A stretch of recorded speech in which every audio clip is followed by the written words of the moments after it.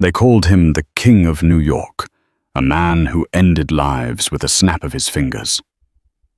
But that night at Vetroscuro, Alessandro Moretti didn't want blood. He wanted entertainment. He looked at the trembling waitress who had just spilled wine on his $3,000 suit and let out a cold, terrifying laugh. The room froze. He pointed to the stage where the opera diva was supposed to be. "You ruined my night," he whispered, his voice smooth as velvet but sharp as a razor. "So fix it. If you can sing the Queen of the Night aria right now, I'll marry you. If you fail, you disappear." He smirked. He thought he had won. He didn't know who she really was. The rain in Manhattan was relentless that November night, hammering against the tinted windows of Vetroscuro, the most exclusive supper club in the Tribeca district. To the public, it was a Michelin-starred sanctuary for the elite. To those who knew the truth, it was the neutral ground for the East Coast's most dangerous crime families. Camilla Russo adjusted the collar of her stiff black uniform, her fingers trembling slightly. She had been working here for 6 months, and the terror never quite faded. She was 24, with tired eyes and hands that were rough from scrubbing floors during her day shift at a diner in Queens. Here she was a ghost, an invisible servant meant to pour wine, clear plates, and never ever make eye contact. "Table 4 needs a refill on the Barolo. Now Russo," the floor manager, a sweaty man named Mr. Henderson, hissed into her ear. "And for God's sake, don't look at them. The Moretti brothers are in a mood." Camilla's stomach turned to ice. The Moretti table. Everyone knew Alessandro Moretti. He wasn't just a mob boss. He was a titan of industry, a man whose legitimate shipping empire was just as vast as his underground network. He was 32, devastatingly handsome, with sharp features and eyes the color of cold steel, and rumor had it he hadn't smiled genuinely since his father was assassinated 5 years ago. Tonight was supposed to be a celebration. The club had hired a famous soprano from Italy, Giulia Vanezzi, to perform for Alessandro's private dinner. But 10 minutes ago, news had broken in the kitchen. Vanezzi was stuck at JFK Airport due to the storm. The atmosphere in the dining room was suffocating. Camilla walked toward table 4, balancing the heavy crystal decanter. The table was surrounded by men in dark suits, but Alessandro sat at the head, looking like a bored king on a throne. He was twirling a silver lighter between his fingers, staring blankly at the empty stage. "Where is she?" Alessandro asked, his voice low. He didn't shout, which made it scarier. "Traffic boss." One of his capos, a bulky man named Rocco, muttered. "The storm." Alessandro stopped twirling the lighter. "I don't care about the storm. I paid for music. I paid for perfection." Camilla reached the table. She knew the drill: pour from the right, disappear to the left. But as she leaned in to fill Alessandro's glass, Rocco slammed his fist on the table in frustration at the news. "Damn it!" The sudden vibration shook the table. Camilla gasped as the heavy decanter slipped from her sweat-slicked grip. Time seemed to slow down. The crystal bottle hit the edge of the table, shattering. A wave of dark red wine exploded outward, drenching the pristine white tablecloth and splashing directly onto the lap of Alessandro Moretti's bespoke charcoal suit. The entire restaurant went silent. The clinking of silverware stopped. The piano player in the corner froze. Camilla stood paralyzed, her face draining of all color. She had just assaulted the most dangerous man in New York with a bottle of wine. Alessandro didn't move. He didn't jump up. He simply looked down at the red stain spreading across his lap, then slowly lifted his eyes to meet hers. His gaze was terrifyingly calm. Camilla's voice was a dry croak. I am so sorry, sir. I'll get a towel. Stop, Alessandro said. She froze. He stood up slowly, towering over her. He reached out and picked up a shard of the broken crystal from the table. He inspected it in the light, then tossed it aside. You know, he said, addressing the room, but keeping his eyes on her. I've had a very disappointing night. My singer is missing. My business deal is stalled. And now a clumsy waitress has ruined a suit that costs more than her life's earnings. Camilla felt tears prick her eyes, but she bit her lip until it bled. She wouldn't cry. Not here. What is your name? He asked. Camilla, she whispered. Camilla. He tasted the name, mocking it. Well, Camilla, my men would usually take you out back and teach you a lesson about respect. But I'm bored. I'm incredibly bored. He stepped closer, invading her personal space. He smelled of expensive cologne tobacco and rain. Let's play a game, Alessandro said, a cruel smirk twisting his lips. He gestured to the empty stage where the microphone stood, waiting for the missing soprano. You ruined the music, so you replace it. Camilla blinked, confused. Sir. Sing, Alessandro commanded. Get on that stage. If you can entertain me, if you can sing an aria that doesn't make my ears bleed, you walk out of here with your life. Heck if you're actually good. He laughed, a dark, humorless sound. I'll make you the Queen of New York. I'll marry you right here, tonight. The men at the table chuckled nervously. It was a joke. A cruel, impossible joke. A waitress couldn't sing opera. He was setting her up to be humiliated before he punished her. And if I can't? Camilla asked, her voice trembling. Alessandro's smile vanished. Then you work off the debt of this suit in my private club for the next 10 years. A collective gasp rippled through the room. That was a sentence to slavery. Camilla looked at the stage. Then she looked at Alessandro. He saw fear in her eyes, yes. But deep down, buried under the exhaustion and the cheap uniform, he saw something else. A spark of defiance. She nodded once. Deal. Alessandro sat back down, signaling for a fresh glass. He expected her to run, or to get on stage and belt out some terrible pop song, at which point he would have security drag her out. He was cruel, he knew it. The world had made him cruel. Since his father died, he found amusement only in pushing people to their breaking points. Camilla walked to the stage. Her legs felt like lead.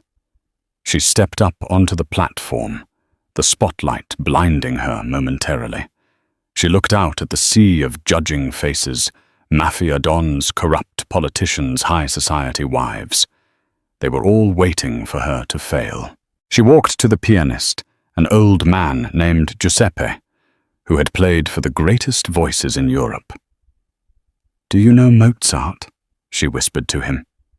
Giuseppe looked at her cheap uniform and scoffed. Girl, get down before you get hurt. Please, she said, her voice turning steel hard. The magic flute, der Hölle Rache. Giuseppe's eyebrows shot up. The Queen of the Night's aria. It was one of the most difficult pieces of vocal music ever written, requiring a coloratura soprano with a range that defied logic. It was suicide for an amateur. If you insist, the old man muttered, shaking his head. Camilla stepped to the microphone. She closed her eyes. Don't think about the gangsters, she told herself. Think about Mum.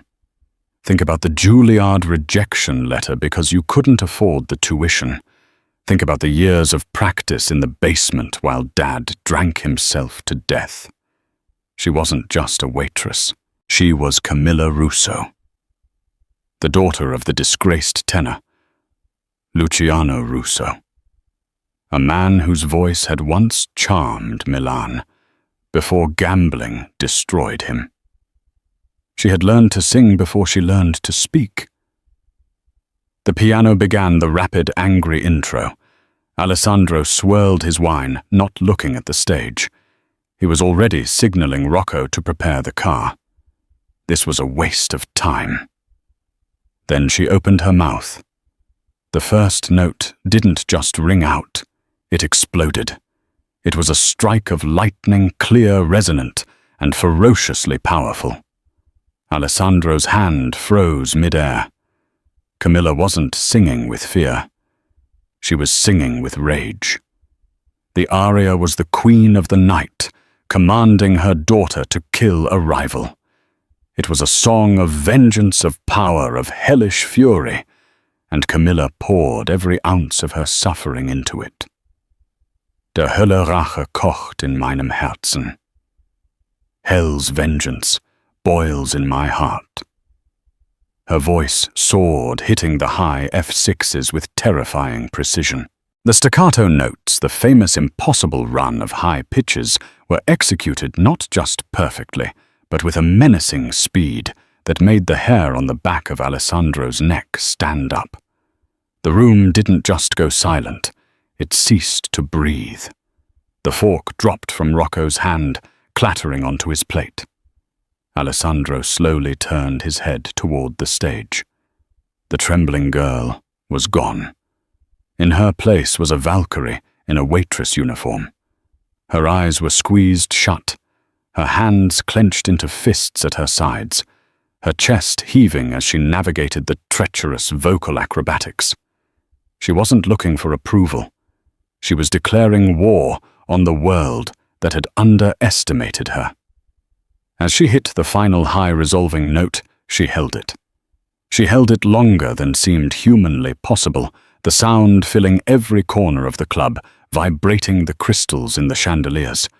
When she finally cut the note off, the silence that followed was heavy, almost painful. Camilla opened her eyes, breathing hard, sweat trickling down her temple. She looked straight at Alessandro. For 10 seconds, no one moved. Then Alessandro Moretti stood up. He didn't smirk. He didn't laugh. He looked stunned. It was the first time in 5 years anyone had seen him look genuinely surprised. He began to clap. Slowly at first. Clap. Clap. Clap. Then the rest of the room followed the applause, swelling into a roar. Men were standing up. The old pianist Giuseppe was looking at her with tears in his eyes. Camilla stood frozen, the adrenaline crashing. She had done it. Alessandro walked toward the stage. The crowd parted for him like the Red Sea. He stopped at the edge of the platform and looked up at her. The arrogance was gone from his eyes, replaced by an intense, predatory curiosity. "You didn't tell me," Alessandro said, his voice carrying over the dying applause. "Tell you what?" Camilla asked, her voice shaking again, now that the music was over. "That you are a weapon," he said softly. He reached into his pocket and pulled out a ring. A heavy family signet ring. Not a wedding band, but something far more significant in his world. It was the ring of his protection. He placed it on the stage floor, right in front of her shoes. "I am a man of my word, Camilla," he announced, turning to face his stunned associates. "I said if she could sing, I'd marry her." "Boss, surely you're joking," Rocco stammered from the table. "She's a waitress." Alessandro's eyes darkened. "She is no waitress. Not anymore." He turned back to Camilla and extended his hand. "Come down, tesoro. The night is young and we have a wedding to plan." Camilla stared at his hand. She knew she should run. This man was dangerous. Marrying him was insane. But looking at the ring, and then at the manager, Mr. Henderson, who was cowering in the corner, she realized something. If she took his hand, she would never have to scrub a floor again. If she took his hand, she entered the fire. She looked at Alessandro Moretti, the wolf of New York. "I don't want to marry you," she said, her voice clear. The room gasped again. "You didn't say no to Alessandro Moretti." Alessandro raised an eyebrow, a challenge lighting up his gaze. "Oh, you prefer the debt? No," Camilla said, stepping down from the stage, ignoring his hand and standing toe-to-toe with him. "You made a bet. I won. I don't want marriage. I want a favor." Alessandro leaned in his lips, brushing her ear. "Careful, little bird. You're negotiating with the devil now. What is this favor?" "My father," she whispered. "Luciano Russo. He didn't die of alcohol. He was murdered. By someone in this room." Alessandro pulled back, his eyes narrowing. The playful atmosphere evaporated instantly. The air grew cold. "Luciano Russo was your father?" Alessandro asked, his voice devoid of emotion. "Yes," Camilla replied. "And I want the name of the man who killed him." Alessandro stared at her for a long moment. Then a slow, genuine smile spread across his face. It wasn't the cruel smirk from before. It was the smile of a predator who had finally found a partner worthy of the hunt. "Marriage it is," Alessandro declared, grabbing her hand and pulling her into his side, facing the room of gangsters. "Because the man who killed your father is the man trying to kill me." The rain had turned into a torrential downpour as the heavy oak doors of Vetroscuro swung open. Alessandro Moretti didn't just walk. He cut through the atmosphere like a shark moving through deep water. His hand was firmly planted on the small of Camilla's back, a gesture that looked possessive to the onlookers, but to Camilla it felt like a steel clamp, ensuring she didn't bolt. A sleek black armored Bentley Mulsanne idled at the curb. Rocco, the bulky capo who had dropped his fork earlier, held the door open, his eyes scanning the street with the intensity of a Secret Service agent. "Get in," Alessandro ordered, his voice low enough that only she could hear. Camilla hesitated. The cold New York wind whipped her wet hair against her face.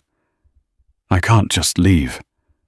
My manager, Mr. Henderson, has already been compensated for your immediate resignation," Alessandro said, practically shoving her into the plush leatherback seat.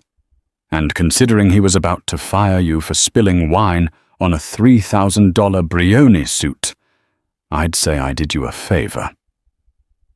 The door slammed shut, sealing them inside the silent, leather-scented capsule. The outside world, the sirens, the rain, the normal life she had clung to, was instantly muted. As the car pulled away, merging into the chaotic traffic of West Broadway, Camilla pressed herself against the door, putting as much distance between her and the crime lord as possible. "Where are you taking me?" she demanded, surprised by the steadiness of her own voice. The adrenaline from the Aria was fading, replaced by a cold, creeping dread. Alessandro poured himself a drink from the car's crystal decanter. He didn't offer her one. "To a place where Victor Sterling can't put a bullet in your head before morning." Camilla's breath hitched. "Sterling. The real estate mogul. The drug mogul," Alessandro corrected, sipping his scotch. "And the man who controlled your father's gambling debts.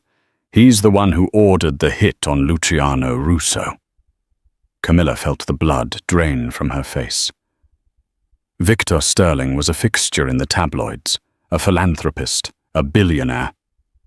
A man who shook hands with the mayor. The idea that he was a murderer was impossible, yet looking at Alessandro's stony face, she knew it was the truth. "Why?" she whispered. "My father was just a singer. A gambler, yes. But he wasn't a criminal." Alessandro turned to her, his grey eyes catching the passing streetlights. "That's where you're wrong, Tesoro. Luciano wasn't just a singer. He was a mule. He used his touring schedule to move sensitive information across borders for the families. When he tried to get out, Sterling had him silenced. They made it look like alcohol poisoning, but we know better." Camilla stared at her hands. Waitress hands, red and chapped. Her entire life she had believed her father was weak. A drunk who abandoned her to addiction. Now this stranger was rewriting her history in the back of a Bentley. "And you?" Camilla asked, her eyes narrowing. "Are you the hero in this story?" Alessandro let out a dry, sharp laugh. "There are no heroes in New York, Camilla. Only survivors. I didn't kill your father, but I didn't save him either. However, Sterling is making a move on my territory. He thinks the Moretti family is weak because I focus on legal shipping. He's wrong." He leaned forward, closing the distance between them. The air in the car suddenly felt thin. "Sterling was at the club tonight," Alessandro revealed. "He was in the back booth. He saw you sing. He saw the resemblance.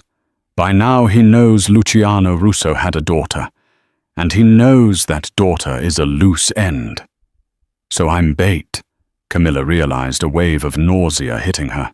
"You want to marry me to draw him out?" "No," Alessandro said, his voice dropping to a gravelly whisper. "I want to marry you because a wife is untouchable. Under the old laws, the laws men like Sterling still fear, you cannot touch a don's wife without declaring total war. If you are just a waitress, you disappear tomorrow. If you are Mrs. Moretti, you are a queen on a chessboard." The car slowed down, turning into the underground garage of a massive glass skyscraper overlooking Central Park, the Moretti Tower. "You have a choice," Alessandro said, as the car came to a halt. "You can open that door, walk out, and take your chances with Sterling's hitmen. Or you can come upstairs, sign a piece of paper, and help me destroy the man who took your father from you." Camilla looked out the window. The concrete walls of the garage felt like a prison, but out there in the rain, she was prey. She looked back at Alessandro. "If I do this, if I play your wife, I have conditions." Alessandro raised an eyebrow, intrigued. "I'm listening." "I'm not a prop," she said fiercely. "I want access to the files. I want to know everything my father did. And when Sterling is dead, I want a ticket to Milan and enough money to study at the conservatory. I want my life back." Alessandro stared at her. He had expected tears, begging, or greed.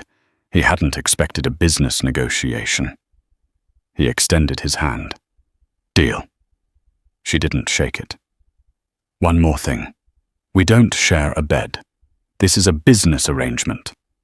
Nothing more." Alessandro smirked, a dangerous glint returning to his eyes. "Don't flatter yourself, Camilla. I don't sleep with employees, and until that ring is on your finger, you're just hired help." He opened the door and stepped out.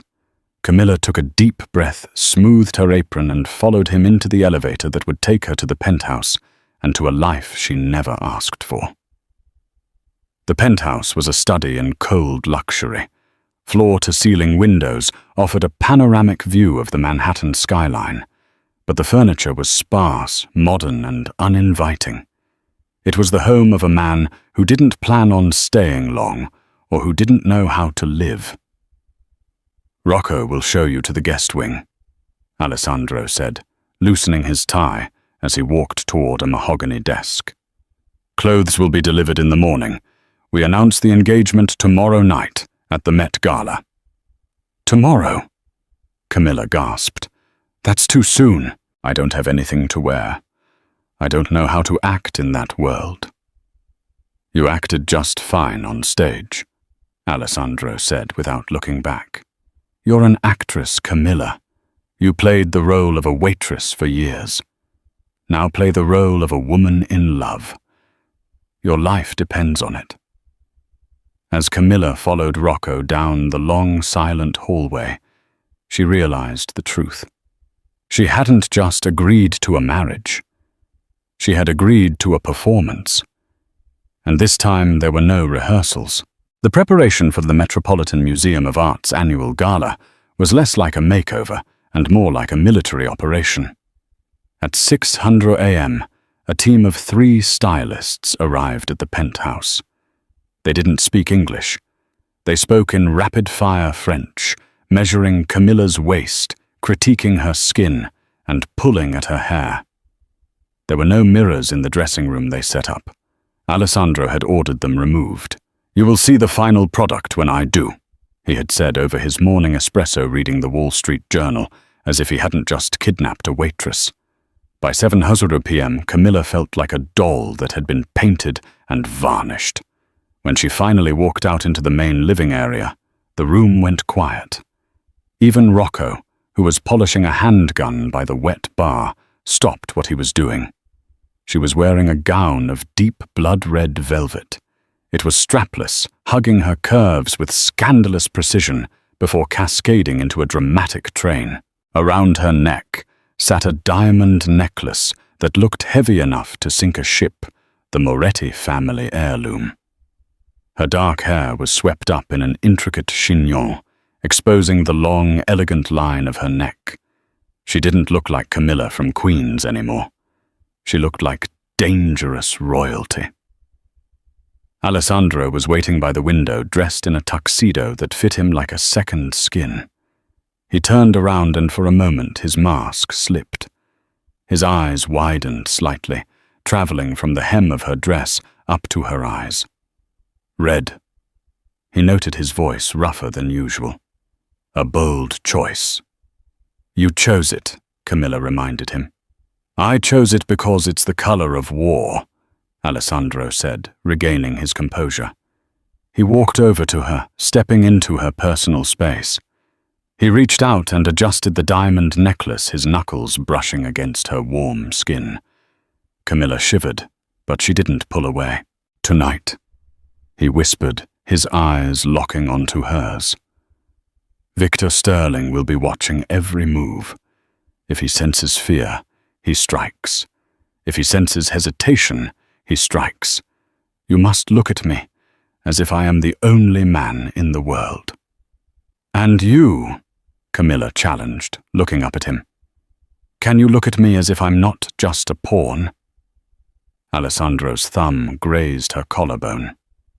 "Tonight, Tesoro, you are the queen, and I am simply the king protecting his throne." He offered his arm. "Shall we?" The ride to the Met was a blur of flashing lights. When the car stopped, the paparazzi swarmed like locusts. The flashes were blinding. "Head up," Alessandro commanded under his breath as the door opened. "Smile. You won the lottery." Camilla stepped out onto the red carpet. The noise was deafening. "Mr. Moretti, over here. Who is the girl? Is it true about the merger?" Alessandro wrapped his arm around her waist, pulling her flush against him. It felt protective, solid. For a second, amidst the chaos, he was the only anchor she had. They moved through the gauntlet, Alessandro guiding her with a subtle, powerful grace. Inside the great hall of the museum was transformed. Classical music drifted through the air, mixing with the hum of $1 billion worth of conversation. Waiters moved with champagne trays, and the elite of New York mingled near the Temple of Dendur. "Keep your hand on my arm," Alessandro murmured. "Don't accept drinks from anyone but the bar, and don't go to the bathroom alone." "Romantic," Camilla quipped, forcing a smile for a passing senator. Practical, he countered. They circulated the room. Alessandro introduced her simply as Camilla, my fiancée. He didn't invent a backstory. The mystery made them more intrigued. She felt the eyes of women boring into her back, assessing her dress, her jewels, trying to figure out where she came from. Then the atmosphere shifted. The air grew colder. A man approached them near the Egyptian exhibit. He was older, perhaps in his late 50s, with silver hair and a smile that didn't reach his reptilian eyes. He was dressed impeccably, but there was a violence in the way he moved. "Alessandro," the man said, his voice like grinding stones. "I didn't expect to see you. I heard you had a messy night at Vetroscuro." Alessandro's grip on Camilla's waist tightened imperceptibly. "Victor, it's been a while, and actually the night turned out quite beautifully." Alessandro gestured to Camilla. "I believe you haven't met my fiancé. Camilla, this is Victor Sterling." Camilla felt her heart slam against her ribs. This was him, the man who killed her father. She looked into his cold blue eyes and saw a flicker of recognition. "Fiancé." Victor raised an eyebrow, taking Camilla's hand to kiss it. His lips were dry and cold. "Charmed. You look remarkably familiar, my dear." "Have we met?" "I don't think so," Camilla said, pulling her hand back a fraction too quickly. "I'm new to the city." "New to the city," Victor mused, his gaze dropping to the necklace. "But with a voice that carries, I hear. Rumor has it a mystery soprano brought the house down in Tribeca last night." He leaned in closer. "You have the look of the Russos. The eyes." Camilla froze. "Victor," Alessandro interjected, his voice sharp as a blade. "The music is starting, if you'll excuse us." "Of course," Victor smiled, stepping back. "But be careful, Alessandro. Pretty things are so fragile. It would be a shame if she broke." Alessandro didn't respond. He swept Camilla onto the dance floor. The orchestra began a waltz. "He knows," Camilla whispered, her legs trembling as Alessandro pulled her into the dance. "He knows who I am." "He suspects," Alessandro corrected, spinning her around so her back was to Victor. "But he can't touch you here. Not in front of 500 witnesses." "He threatened me," she hissed. "He threatened us," Alessandro said. He looked down at her. "Listen to me, Camilla. Sterling is trying to rattle you. Don't let him. Look at me." She looked up. His face was intense, focused solely on her. For a moment, the room faded away. They moved in perfect synchronization. He was a surprisingly good dancer, strong laid fluid movements. "My father," Camilla said softly. "Did he owe Sterling money?" "Millions," Alessandro answered honestly, spinning her again. "But Sterling didn't kill him for the money. He killed him because Luciano found out about a shipment of human cargo. Girls. Sterling isn't just drugs, Camilla. He's a trafficker." Camilla missed a step. Alessandro caught her instantly, holding her up so she didn't fall. "My father tried to stop it," she asked, hope blooming in her chest. "He tried to go to the police," Alessandro said. "That's why he died." Tears welled in her eyes. Her father wasn't a villain. He was a martyr. "Why didn't you tell me?" "Because you needed to hate the world to survive tonight," Alessandro said. "Anger is a better shield than grief." The music swelled to a crescendo. Alessandro dipped her low, her red dress fanning out across the floor. It was a picture-perfect moment. The cameras flashed from the balcony. As he pulled her back up, their faces were inches apart. The chemistry was undeniable, fueled by danger and adrenaline. For a second, Camilla forgot it was an act. She looked at his lips, wondering. "Boss," a voice crackled in Alessandro's earpiece. It was Rocco. Alessandro stiffened. He stopped dancing abruptly. "What is it?" Camilla asked, sensing the change. "We have to go," Alessandro said, his voice ice cold. "Now." "Why? What's happening?" Alessandro grabbed her hand, dragging her toward the exit, ignoring the confused looks of the other guests. "Rocco found a device on the car," Alessandro whispered as they pushed through the heavy doors into the cool night air. "And the brakes on the backup SUV have been cut." They were on the sidewalk now. The valet was nowhere to be seen. The street was strangely empty of taxis. "Sterling moves fast," Alessandro muttered, reaching inside his tuxedo jacket and unholstering a sleek black pistol. Camilla gasped. "Here, at the Met. It's the perfect distraction," Alessandro said, scanning the rooftops. Suddenly, a motorcycle engine roared to life down the block. Then another, and another. 3 bikes riders clad in black sped toward them, weaving through the parked limousines. "Get down," Alessandro roared. He shoved Camilla behind a concrete pillar just as the first gunshot rang out, shattering the glass display case behind them. The opera was over. The war had begun. The chaos outside the Met was absolute. The pop of gunfire was distinct, cutting through the screams of the scattering socialites. Alessandro moved with terrifying efficiency. He didn't panic. He calculated. He shoved Camilla behind the thick concrete pillar, shielding her body with his own, as bullets chipped away the stone inches from his head. "Stay down," he barked, firing 2 controlled shots into the darkness. One of the motorcycle riders skidded the bike, crashing into a parked limousine in a shower of sparks. "Alessandro!" Camilla screamed as she saw a bloom of red expand on the white sleeve of his tuxedo shirt. "It's a graze," he gritted out, reloading with a fluid motion. "Rocco! Now!" A heavy black SUV screeched around the corner, mounting the curb and scattering a row of paparazzi.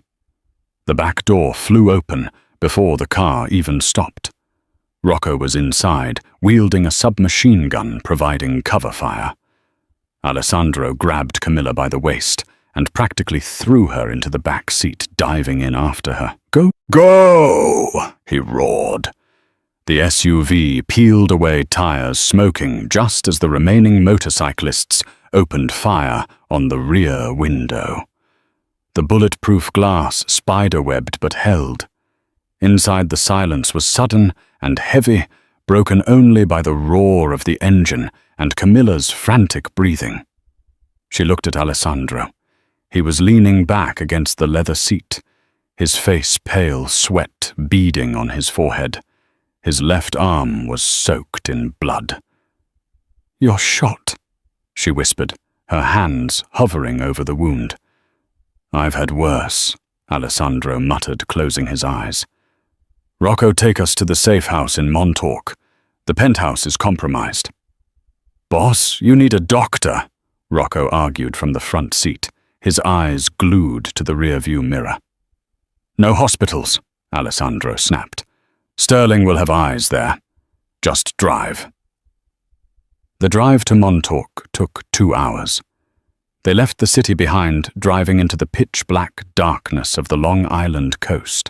The adrenaline began to fade, replaced by a dull, throbbing ache in Camilla's chest. She wasn't a waitress anymore. She was a target. They arrived at a secluded modernist house, perched on a cliff edge, surrounded by pine trees and the sound of crashing waves. It was a fortress disguised as a beach house.